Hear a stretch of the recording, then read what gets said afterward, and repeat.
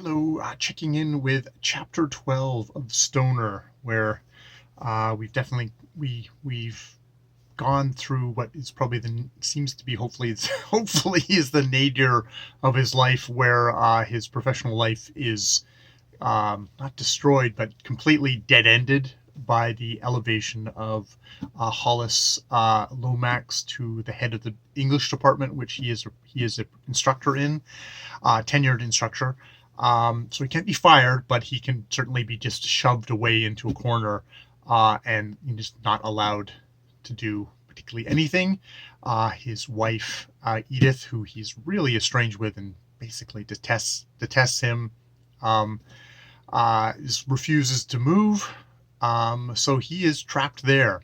And at the end of the last chapter, we had this strange kind of thing of dissociation, of him sitting in a darkened room, breathing in the cold air, and just sort of being dissociated, and a certain sort of sadness, and also just certain sort of kind of awareness of the infinity of time and space, and how insignificant all this is. And we continue that at the beginning of this chapter, where he is very much dissociated. We have this thing where it's like it describes the body of William Stnr, saying that, like, he in his now in his 40s, he's still as lean as he was in his youth, but that, like, maybe there's been a little bit of softening around the edges of his face and stuff like that. It's all very kind of like, this is the outside, you get that sense. And he himself has these little moments where he has a little shock of, like, oh, that's me. You get those as you get older. He's like, you look in the mirror one day and you go, holy shit, that's me. And that body you occupy. And speaking of bodies, one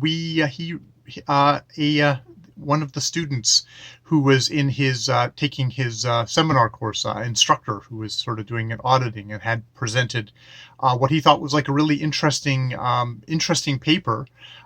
Catherine Driscoll shows back up and says, like, I want to show you this paper.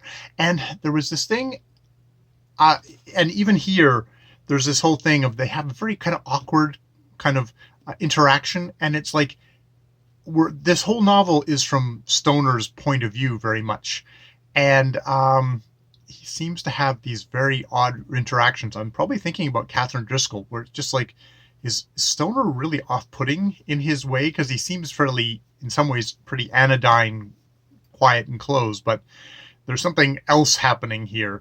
And she asks him to, she asks him to look at her thesis, which, is quite the thing. It's not her thesis, her dissertation, which is like, wow, it's like, everyone else has been basically kind of treating him like a pariah, and she still is very kind of diffident with him and stuff like that. And he's like, could you look at it? And it's like, and he says, okay, yeah, I'll look at it by next Friday. And it's obviously, it kind of brings up a whole bunch of stuff for him about that, because that's basically what's killed that seminar, killed his kind of ongoing track himself. He puts it off. Finally does actually start to reading it at like the very last minute. It's like, okay, I'll look over it very briefly, and then I'll just brush her off with a couple of comments. And he starts reading it, and he gets excited. It's like, wow, this is amazing. He it's like, at first, only a nervous glance of his mind touched what he read, but gradually the words forced themselves upon him. He frowned and read more carefully, and then he was caught. He turned back to where he'd begun, and his attention flowed upon the page. Yes, he said to himself, of course. Much of the material that she had given in her seminar report was contained here, but rearranged, reorganized, pointing in directions that he himself had only dimly glimpsed. My God, he said to himself in a kind of wonder, and his fingers trembled with excitement as he turned the pages. It's like he gets really excited, and it is 4:30, and the appointment was at was at 3, and he's like, crap, and he kind of hurries over, even though he knows it's sort of too late. And indeed, a snarky secretary, newly hired by Hollis Lomax, kind of sneeringly tells him that you had a Catherine Driscoll was here. She waited for nearly an hour, and he's like, oh fuck. And so he actually gets her address, goes over, and starts to talk to her. And in the course of that, she kind of says, it's like, I'm, it's, she's like, about the, that you didn't, she says, like, that seminar was like meant a lot to me. It was very helpful.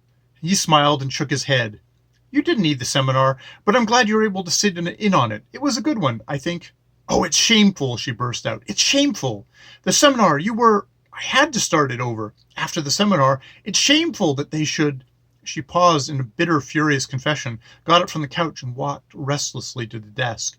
And, he's like, oh, it was nothing. It was nothing. He's kind of placating her, and also it's part of his dissociation. And, they have this reaction, and he's suddenly like, okay. And so he had his love affair, is what page 189. And indeed, he keeps on finding more and more excuses to go to her private residence, with helpful suggestions, with painstakingly translating stuff from the Latin and working it over with her, all this stuff to help her with her paper, and he's kind of becomes aware. It's like, oh, crap, I'm a 43-year-old guy. I'm being ridiculous. She's going to notice that I'm really into her, because he does notice that himself. And he's like, okay, he went once 1 week, and then he just stopped going. And then he hears from fellow students that she's sick, apparently, and hasn't been to her to her classes in like a couple of days. He's like, and he grabs a book and he goes over, and they have an interaction. And she's not ill. She's desperately unhappy because she does actually share his feelings. And he's fairly upfront with her. It's like, I didn't want to share my feelings because I know it can't go anywhere. My situation. I'm a married man. And I was perhaps selfish. I felt nothing could come of this except awkwardness for you and unhappiness for me. This is page 193. My circumstances. It seems to me impossible that you could feel anything for me but. Shut up, she said softly, fiercely. Oh, my dear, shut up and come over here. And he comes over here. And they now have an affair, and those eyes that he thought to be dark brown or black are actually a deep violet. And yeah, the last page of the chapter, page 194. In his 43rd year, William Stnr learned what others, much younger, had learned before him, that the person one loves at first is not the person one loves at last, and that love is not an end, but a process through which one person attempts to know another. They were both shy, and they knew each other slowly, tentatively. They came closer and drew apart. They touched and withdrew, neither wishing to impose upon the other more than might be welcomed. Day by day, the layers of reserve that protected them dropped away, so that at last they were like many who were extraordinarily shy, each open to the other, unprotected, perfectly and unself-consciously at ease. And so that's the love affair. But yeah, I guess we'll see how that goes, because we do know Stnr's circumstances, and my hopes that he leaves Edith and lives happily ever after with Catherine are pretty